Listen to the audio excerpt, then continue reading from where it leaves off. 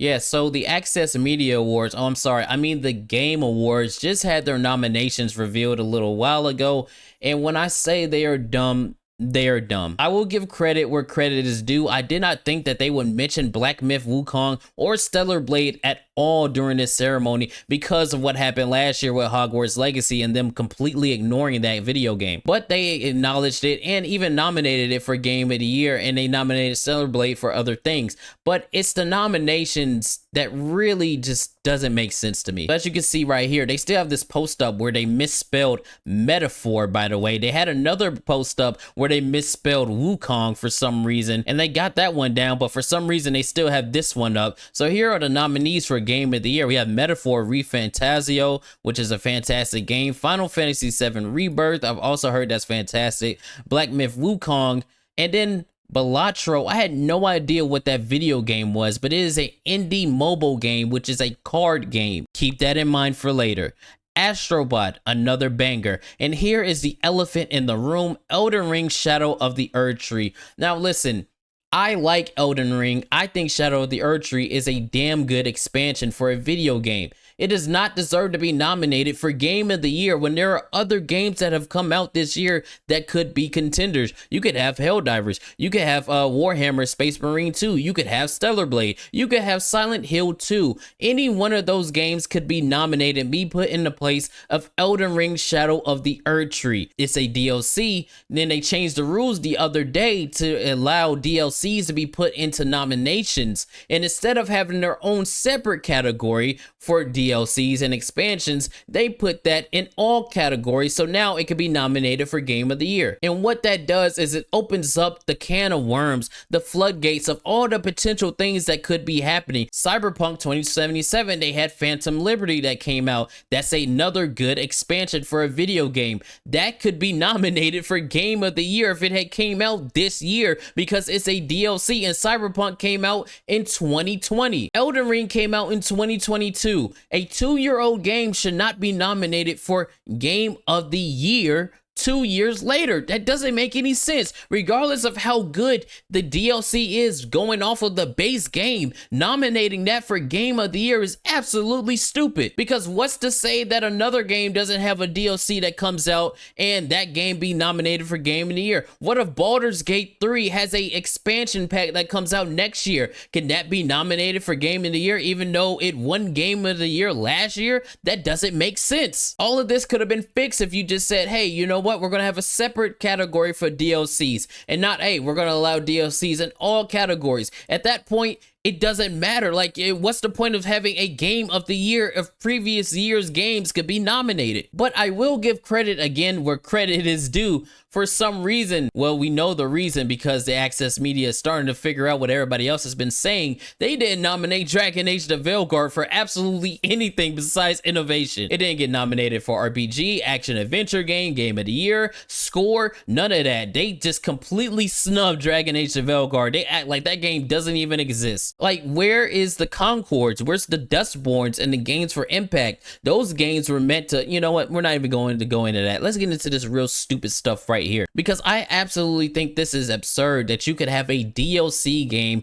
be put over another game that came out this year. That is absolutely insane to me. And the fact that a mobile indie card game is nominated for Game of the Year over other video games that have came out this year is absolutely absurd to me. And now that we got that out of the way, this dumb idiot, he knows exactly what he's doing. You know what I think? I think he's trying to drum up controversy so people can watch his show, because you don't have those announcements and know good and damn well that nobody is going to agree with what you're saying, and then come out and say, what was the biggest surprise in the nominations for you? The biggest snub? Dude, you know what everybody's issue is. Look, everybody's saying the exact same thing. Everybody is saying the exact same thing. Why is a DLC in contention for Game of the Year? That makes no sense on nobody's God-given earth. Again, credit where it's due. You actually gave Black Myth Wukong some acknowledgement. We didn't think y'all would do it, but the fact that you have a DLC in the same category is insane. I just have to say, I think that's dumb because there's no limits now. Like, another game can have an expansion, like I said earlier, and then that expansion could be nominated for Game of the Year, even though the game is old as hell. And if that's the case, why isn't No Man's Sky nominated for Game of the Year? They keep having expansion packs and innovations and things like that. Why isn't that nominated for Game of the Year? Oh, that's right, because you have a separate category for best ongoing video game, like the Fortnites, like the Warzones, the Battle Royales, and the No Man's Skies, because that's a smart thing to do, because those are completely separate games. You should have your own separate lane for DLCs. That's just a common sense thing. And speaking of stupid nominations, you have Star Wars Outlaws in the same category as Astro Bot, as Silent Hill 2, and Zelda Echoes of Wisdoms as the best action adventure game of the year? Did you play Star Wars Outlaws? That is one of the worst games I've ever played in my entire life. It is a buggy, incoherent mess. The narrative is not good. The characters are not good. The gameplay and the graphics are not good. Nothing about Star Wars Outlaws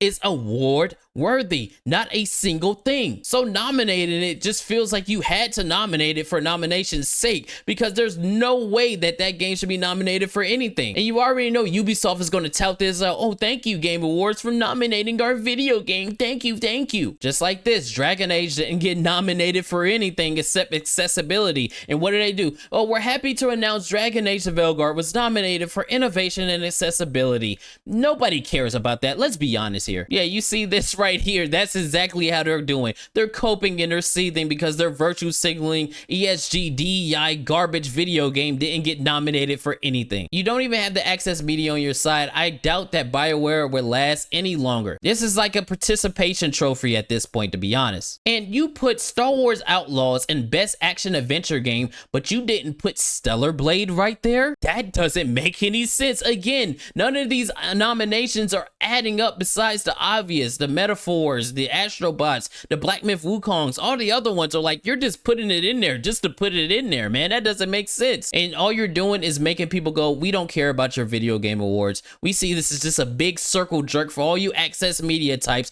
to get around and pretend like you care about video games. And if you don't believe me, we have Mr. Toxic Positivity himself, Paris, saying, my hot take on the video game nominees: this show is an excuse for all of us to get together in celebration of gaming. So who wins in that category doesn't matter, because only you get to decide what your favorite video games should be. Shut the fuck up, Paris.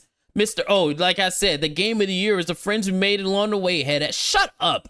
That is why you are the reason why video game journalism is in the place that it's in, because y'all don't know how to acknowledge reality and facts. It's not all kumbaya. There is objective good and objective bad. Star Wars Outlaws, it is an objectively bad video game. Black Myth Wukong is an objectively good video game. That's just facts. I don't care if you and all of your butt buddies get together and say, oh, we care about video games. Oh, kumbaya. Everybody's good in my book. No, motherfucker. Some things are good. Some things are bad. You and Sweet Booty Adams and your bald head ass, or let me stop going on a rant. But all in all, I think this is dumb. I think introducing DLC for a Game of the Year contenders is absolutely dumb, and it does not set a good precedent. Go to Stuttering Craig, go to the Real Game Awards, and go vote over there, because this is bought and paid for, man. It's stupid. Y'all let me know what you think down below, man. I'm out of here.